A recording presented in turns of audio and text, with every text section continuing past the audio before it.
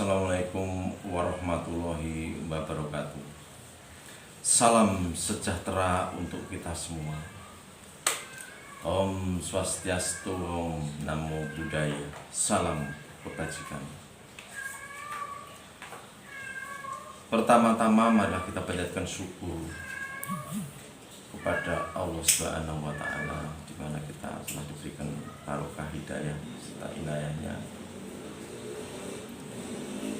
di mana pada malam kita masih diberikan kesempatan kesehatan ataupun kesempatan kita masih bisa bertatap muka di hadapan pemirsa semua. Perkenalkan, nama saya Muhammad Rohmidi Sri Kusuma. Kebetulan saya sebagai praktisi hukum, dalam hal ini advokat, dan saya juga sebagai Ketua DPD Federasi Advokat Republik Indonesia Daerah Istimewa Yogyakarta. Untuk berbicara berkaitan dengan organisasi massa, kadang-kadang kita prihatin. Tetapi sebelum masuk ke pokok materi, perlu kita sampaikan, marilah kita sama-sama menghormati dan menjalankan apa yang menjadi kebijakan pemerintah, yaitu menjaga dan menjalankan protokol kesehatan. Dan tidak lupa pula kami ucapkan selamat hari Natal dan Tahun Baru. Semoga esok hari atau nanti mulai pukul 24.00 kita sama-sama berdoa, semoga COVID-19 segera berakhir dan kita semua bisa tentram dalam beraktivitas dan membina rumah tangga, serta bersama-sama bagaimana kita bisa melakukan hal yang sekecil apapun untuk menjalankan kewajiban sebagaimana ketentuan undang-undang yang berlaku. Kami kira sebagai prolog itu dulu, yang selanjutnya akan saya sampaikan ke pokok materi. Sederhana sekali, batas dari hak asasi manusia adalah hak asasi orang lain. Sehingga marilah kita saling menghargai, menghormati, serta bertoleransi. Syukur menumbuh kembangkan nilai-nilai gotong royong. Kami kira itu. Sehingga ketika kita bicara berkaitan dengan organisasi masyarakat, itu kita mestinya harus tahu dulu apa yang dimaksudkan ormas tersebut. Jadi organisasi kemasyarakatan atau ormas adalah organisasi yang didirikan dan dibentuk oleh masyarakat secara sukarela berdasarkan kesamaan aspirasi atau ideologi, kehendak, kebutuhan, kepentingan, kegiatan, dan tujuan untuk berpartisipasi dalam membangun demi tercapainya tujuan negara kesatuan Republik Indonesia yang berdasarkan Pancasila. Itu pada pokoknya. Sehingga kalau memang ada ormas yang kebetulan ingin mencoba untuk merubah ideologi itu sudah merupakan ingin memisahkan diri dari Indonesia. Ya, kami harapkan segeralah pamit dengan cara baik-baik, di mana istilahnya yang punya kesamaan dalam berkehidupan dan berideologi tersebut. Nah, sebenarnya sederhana yang dimaksudkan dengan kita berorganisasi itu kan tujuannya untuk melindungi kepentingan anggota, ya, guna meningkatkan kesejahteraan secara berkelanjutan. Ini yang paling penting di situ. Bukan organisasi tersebut bertujuan hal-hal yang sifatnya negatif atau menentang apapun peraturan atau kebijakan pemerintah. Kritik sih boleh, ya, tetapi kritik itu yang benar-benar membangun atau konstruktif.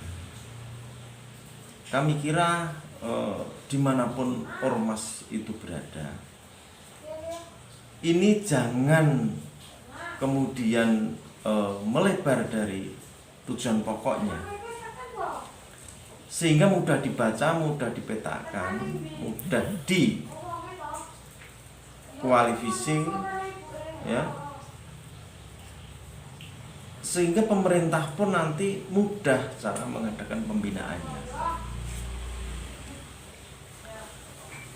Nah, sedangkan ormas di samping fungsi tersebut ada beberapa hal yang itu juga merupakan sebuah tujuan, yaitu di samping menyalurkan kegiatan sesuai dengan kepentingan anggota dan atau tujuan organisasi tersebut, juga memberikan pembinaan dan pengembangan anggota untuk mewujudkan tujuan organisasi, menyalurkan aspirasi masyarakat, memberdayakan masyarakat, pemenuhan pelayanan sosial, dan juga partisipasi masyarakat untuk memelihara, menjaga, dan memperkuat persatuan dan kesatuan bangsa Republik Indonesia. Nah, yang terakhir perlu diketahui juga bagaimana pemelihara dan pelestari norma nilai dan etika dalam berkehidupan, bermasyarakat, berbangsa, dan bernegara. Nah, kalau kemudian ormas tersebut dari perilaku, ya, dari tujuannya, kemudian menunjukkan sifat-sifat yang itu di luar tujuan apa yang saya sampaikan itu, artinya ormas tersebut segera diberikan pembinaan ataupun pengarahan. Nah, ini sudah mengarah ke istilahnya tugas-tugas pokok intelijen. Nah, jangan sampai intelijen itu tidak paham betul terkait dengan gejolak-gejolak yang kecil, sehingga ini bisa berkembang dan bertumbuh menjadi besar, akhirnya kesulitan untuk memberikan pengarahan dan pembinaan. Lah, ini yang celaka siapa? Tidak lain adalah rakyat atau masyarakat itu sendiri. Karena hal mana itu kita berpikiran bahwa segala sesuatunya itu melalui disepelekan, dianggapnya kecil, wah itu kan cuma gini, cuma gitu. Nah, artinya apa? Kita hidup itu mesti harus hati-hati dan waspada. Artinya bahwa kita sekali berpikir, seharusnya kalau ilmu intelijen ya harus 10 kali melangkah. Ya, untuk itu kami harapkan ini menjadi pembelajaran kita bersama.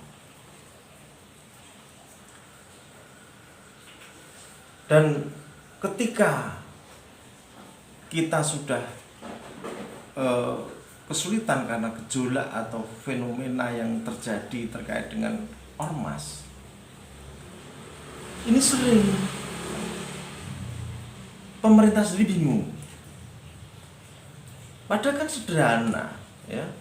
Misalkan ada organisasi A. Nah, ormas itu kan ada yang ormas yang secara diam-diam dia berorganisasi, dan juga ada ormas yang kemudian dilegalkan dengan cara mencari akta notaris. Nah, tetapi juga ada ormas yang memang harus terdaftar di Kemendagri melalui Menkumham. Nah, untuk itu kalau hal seperti ini ada gejolak, tentunya pemerintah daerah segera ambil tindakan. Nah, ini ada etape atau fase atau tahapan yang sebenarnya harus dilakukan. Misalkan dengan peringatan lisan, peringatan tertulis, kemudian peringatan tertulis lagi yang kedua. Kalau memang hal mana tidak diindahkan, berarti kan harus ada langkah lebih tegas lagi. Namun demikian, hal tersebut harus kita mempunyai bukti. Jadi jangan sampai hanya terkesan karena propaganda, karena opini, sehingga menjadi sebuah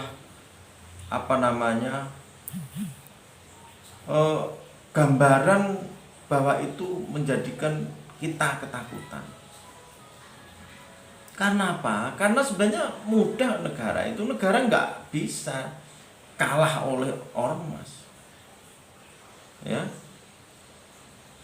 Dan negara itu justru bertanggung jawab terhadap ormas. Nah, tanggung jawab di sini itu ya tanggung jawab untuk memberikan pembinaan, pengarahan, tanggung jawab untuk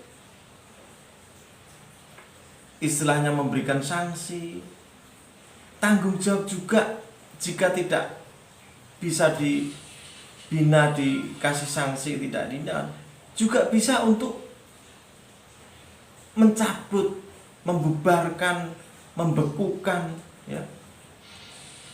Bahkan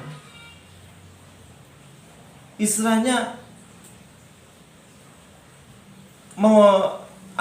melarang segala tindakan ataupun aktivitas yang berhubungan dengan organisasi tersebut, jikalau memang kita sudah punya bukti-bukti itu. Nah, kemudian kalau itu nanti untuk supaya resmi, jikalau itu memang sah dan resmi organisasi massa tersebut, satu-satunya yang punya kewenangan ya pengadilan. Jadi Menkumham atas perintah Menkumham atau permohonan dari Menkumham ke kejaksaan, kemudian kejaksaan mengajukan permohonan ke ketua pengadilan negeri setempat. Nah, tentunya hal tersebut harus sudah ada bukti atau dasar untuk permohonan itu dikabulkan. Dan ini pun pihak ormas juga diberikan kesempatan untuk memberikan namanya pembelaan. Jadi tidak serta-merta kemudian karena negara berkuasa melakukan tindakan, kemudian pengadilan langsung memberikan putusan atau berupa penetapan. Tidak. Karena semua menyangkut hak. Kami kira begitu. Ya. Mungkin ini masih bisa kita sambung lagi karena waktu. Ini mohon maaf. Kurang lebihnya mohon maaf.